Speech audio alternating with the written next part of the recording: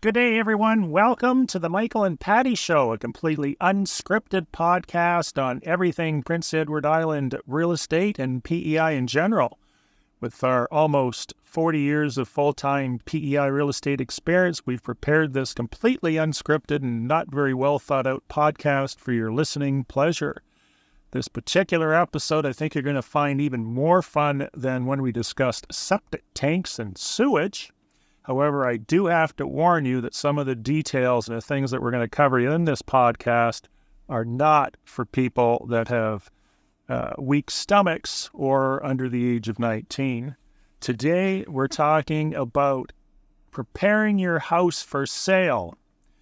And we're going to use that magical word staging and show you what it is and what it actually isn't. I think you'll find our definition quite different from the public's perception. Good morning, Patty, and welcome back on this beautiful sunny day in downtown Charlottetown on the waterfront where the glass, or I should say the water, is like a sheet of glass. It's so still. It is. It's a very pretty day, and thank you, Michael. Looking forward to this one. I think it's a really important topic. Oh, this is super important. And I think the main thing, you should get out of this particular podcast is the fact that by not preparing your house properly for sale could end up costing you thousands, tens of thousands, hundreds of thousands of dollars and days, weeks, months, or years on the market. And in turn, you keep reducing the price, figuring it's the price, where it's really the product isn't prepared for the market, the product being your house. Exactly. So if you want to put more money in your pocket, keep listening. We'll start from the buyer's process. So the buyer is going to get an email, or they're on realtor.ca, or their agent sent them a listing. So they're going to look at the pictures, the video, read the description as we discussed in previous podcasts. But the next step, if they're local, they are going to jump in their car and drive by the house. And what should they find and not find, Patty? They should not find garbage cans sitting outside the front. They shouldn't find an unkept yard. They shouldn't find just boxes or garbage, and it may be an uncluttered look. And curb appeal is so important.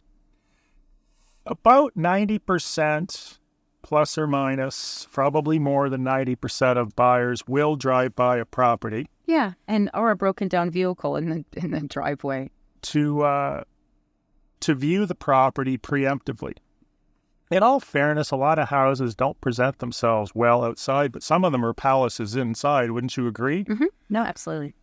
So sometimes you're sort of destroying the process in the sense that you can probably do a lot to the exterior of that house, and maybe you should just go through it anyway as a side note. Regardless of that, people are going to drive by, they're going to look at the house, and like Patty said, you want to have your lawn cut, your landscaping in place, no abandoned vehicles in the driveway. We don't need to see the next 35 years of firewood there, debris, garbage, weeds. You just want it to be appealing so they actually want to get into the house. So that's the first step. If you don't get by the drive-by, it's probably not going to happen. Yeah, I like that. No, I agree with you. Okay. Next, what we're going to do is we're going to imagine ourselves walking through the house. Keeping in mind, I do want to share with you some stories of houses that I've seen in the past that didn't show well, to put it mildly, and Patty can share some of her experiences for entertainment value.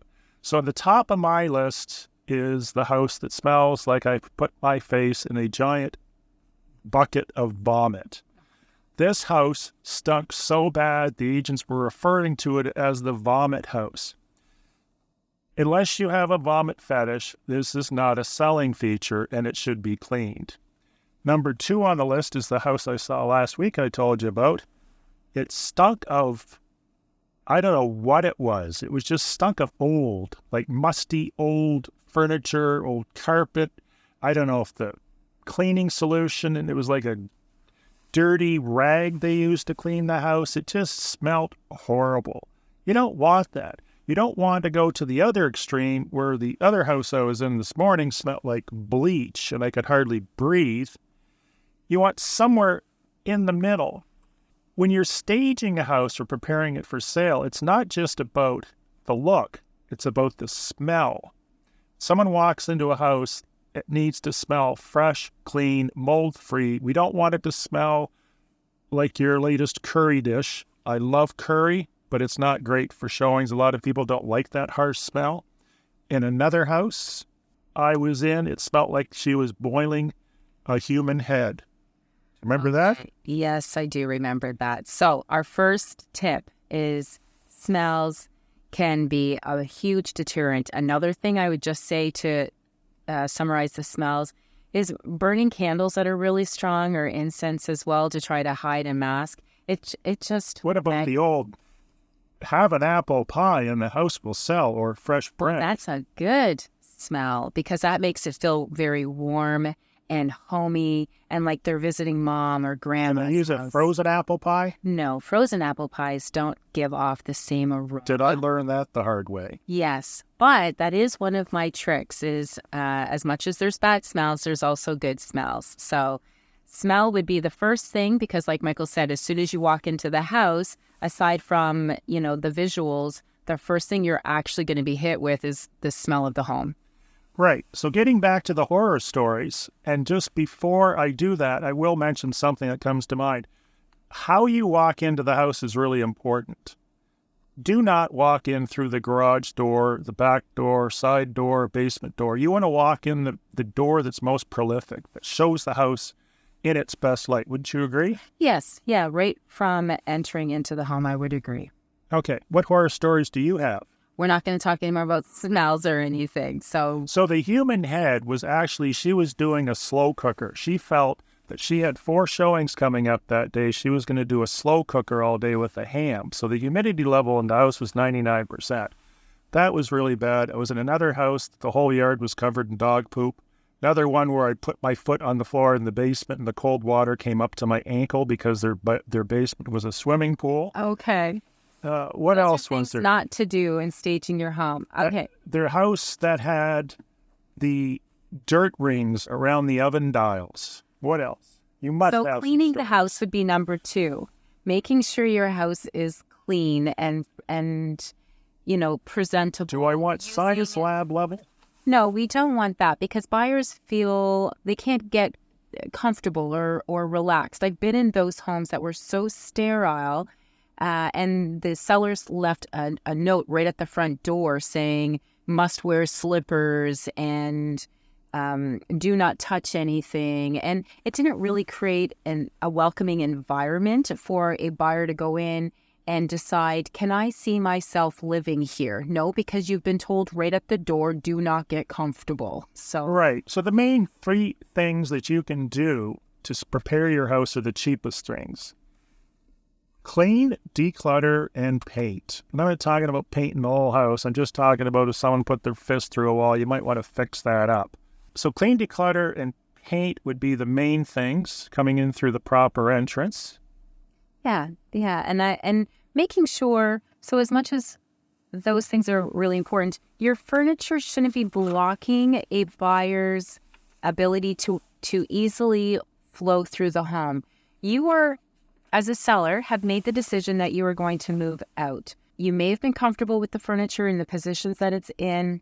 Staging, for me, is also about creating an experience for a buyer to be able to walk through and feel like the space is open, feel like they can, freely move from room to room. So declutter. So you're decluttering, especially if you're a hoarder where you can't walk in any direction without bumping into something, because it's going to make those rooms seem small. Yes, or they just happen to have a lot of furniture because they've been in the home for a long time. Staging is also about just trying to thin out the house a little bit, but repositioning the furniture so that it's in a more, it's conducive for flow, for a person to easily move from room to room, and to not give the feeling if these people outgrew the space, subconsciously they're thinking maybe I will outgrow this space, so therefore maybe this house isn't the right house for me. Do I want to have lots of family photos everywhere? Preferably not a lot. It's okay if you So it depends your market too. If you're in a seller's market and your property is going to sell and move quickly, you know what? Get rid of all the family photos. But when I first got into real estate, the beginning of like 2010, the market here on PEI was very slow, and it could take a couple years for a property to sell. So it was very difficult to tell a seller, you need to move out of the house and live like a guest for the next couple years until your home's sold. So I never took the liberty of telling them that. So you really also have to base it on what kind of market are you in. But if you do have a whole family wall going up the stairs, yeah, you need to thin it out. Family photos essentially send a psychological message to the potential buyer that it's not their house. And we're not saying you're going to remove all your photos forever. You just remove them for the photos and the video and maybe have them a little more sparse for showings. Getting back to the science lab, essentially the definition of that is something that is like it's like a biolab. It's so sparsely decorated, people don't feel comfortable. They have to feel comfortable, which is another thing that you can't smell or see, which is temperature. I remember another house I went through, the owner was actually there, and he said, I heat this house for $400 a year. And I thought to myself, that's what happens when you have your heat at 1 degree, because I could see my breath in the winter. Heat, temperature should be probably 68, 70. Yes. Not too hot, not too cold.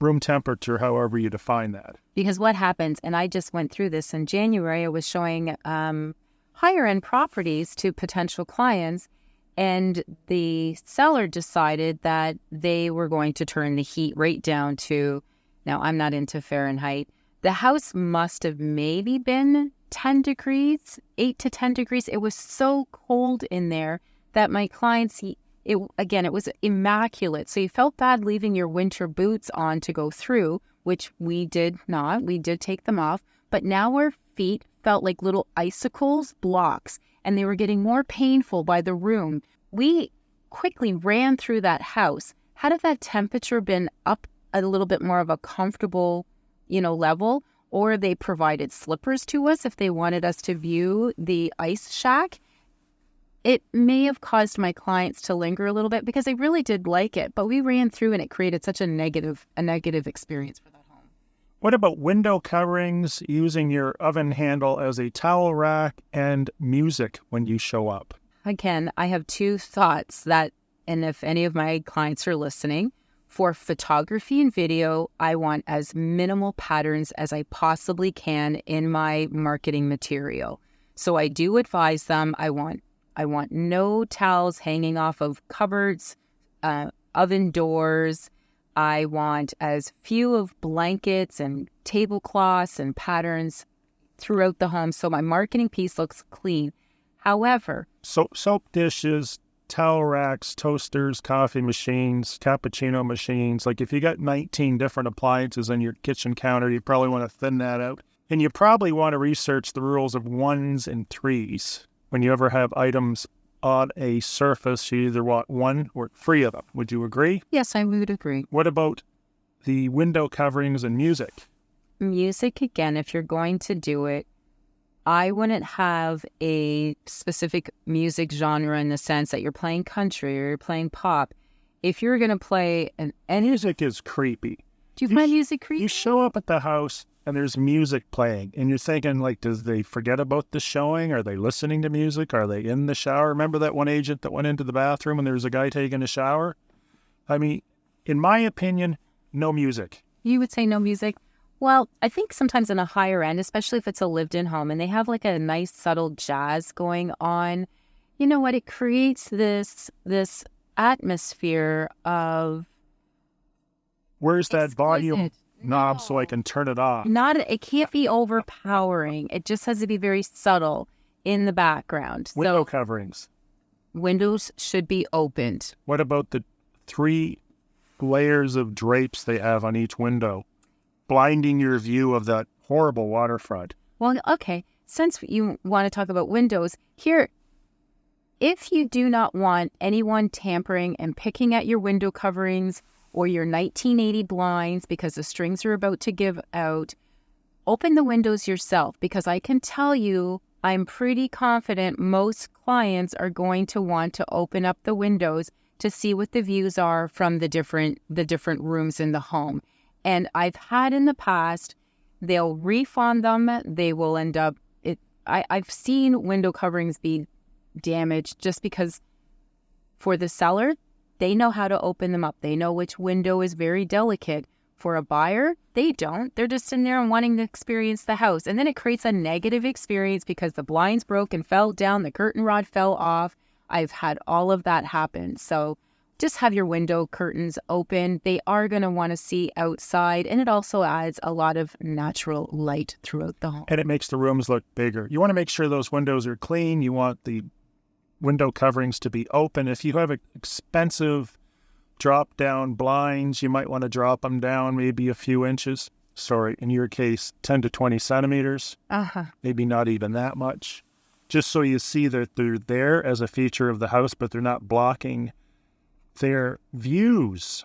What about dehumidifiers and mold? So mold is a complete no-no. Get it fixed. Yeah, get that remedied before you even bring it onto the market, and find out what it is. Is it just that you had boxes piled up against the wall and there was poor air circulation? Or is there moisture behind your drywall that really needs to be addressed before, we don't want to pawn a house off onto somebody. We want to make sure they have a positive experience in their new home. Get those issues taken care of. What if sorry, go ahead. A pre-home inspection will help find out if there is some moisture issues, but go right ahead, Michael. What if I'm super paranoid about humidity in my basement and I have 3 dehumidifiers running 24 hours a day for all showings? What message does that send? It sends the message that I need to take in a big breath of air because is it damp and musty down here? And there must be a problem. It must be a very damp basement. And I might want to steer clear if I was the buyer of that home. You remember that house we looked at that had an industrial size, I think they leased it. It was an industrial size dehumidifier. Oh, yes. It was about half the size of a flatbed tractor trailer. That house sat on the market for years because I think it was a great location, decent price, but I think people would walk in and they think, what's wrong? Did they build this house on a swimming pool? Yeah, that was very concerning going downstairs and seeing that. Right. Other notes, getting back to the outside, since everyone is on a drone picture rampage, one of the things that I see that will absolutely guarantee your house will be on the market for years in most cases is when you have pictures from a drone or from the house of farmers' fields. Google Walkerton water contamination. You'll know what I'm talking about. Most people from Ontario remember Walkerton. So when they look at a house and it's surrounded with farmers' fields, all they can think about is water contamination, kids getting sprayed with toxins. And pets, if they happen to eat the grass. I actually had this issue where I had a dog who would eat the treated, grass. Just dogs once in a while do that. And it ended up causing him to have seizures. So there are issues that people are very concerned with. Right. And we're both huge animal lovers. And that's another thing that you do not want to have in a house for showings. Everyone's on this hypoallergenic kick. So make sure that you don't smell pets, don't see them, and put their dog dishes and kennels away. Since you said that, Michael, so what are the top smell deterrents for a home? Human head. Smoke. Smoke's another one. Don't smoke. It's going to kill you. Yes, so smoke and pet smells are actually the top 2 deterrents when you go into a home. Number 3 would be strong candles or burning incense. And probably noisy things. Noisy ceiling fans, noisy bathroom fans, furnaces that are noisy. Just, it seems squeaky doors, squeaky floors. They all give me the feeling that something's not really maintained. And a lot of buyers don't pick this up consciously, but they pick up subconsciously and they decide against the house, which is why a lot of times when you get a report back from the agent, they just say they're not interested. They're not going to tell you exactly what the thing was, but it was probably something like that. Yeah, I agree. With that being said, when you wonder what a real estate sales professional does, because many think, well, there's not many, but there is a percentage out there that feels they can sell their house themselves. But they may be nose blind. They may not visually see some of these things. A good real estate professional will be able to walk into your home and they'll be able to give you this, and it's just constructive criticism to try to help position your property on the market to get you the best dollar. These things will cost you days on market, cost to carry, and lower offers. When we said at the beginning, if you listen to the end to find out what are our tips and tricks, it's not just about, like Michael said, putting in a bunch of fancy furniture into the home. There's so much more involved with staging and preparing your home for both your marketing material and also your showings. Bringing this to a close in this extended edition, one final tip I would have if you're showing your house in the winter when there's snow on the ground is to have a bunch of beautiful pictures of your surrounding gardens with the tulips and the roses and your hedges perfectly trimmed. Give them a number of pictures of what your property looks like in the summer, because they're not going to see it in the middle of winter.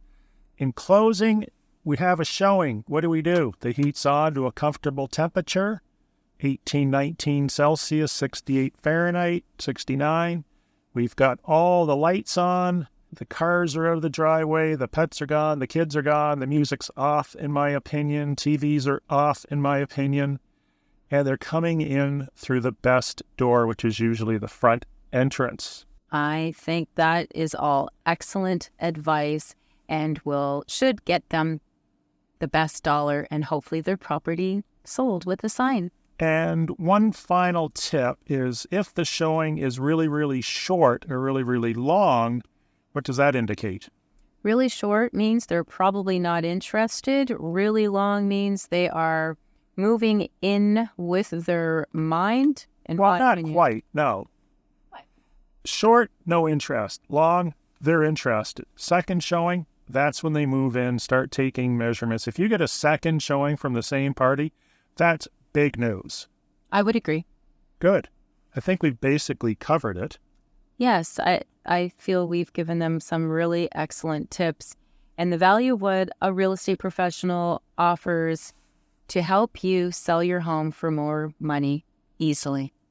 There you go. Everybody have a great day. Be sure to subscribe to our podcast. And if you have any questions you would like answered about PEI real estate or Prince Edward Island in general, email, text, either one of us. Yeah. Have a great day. Thanks for listening.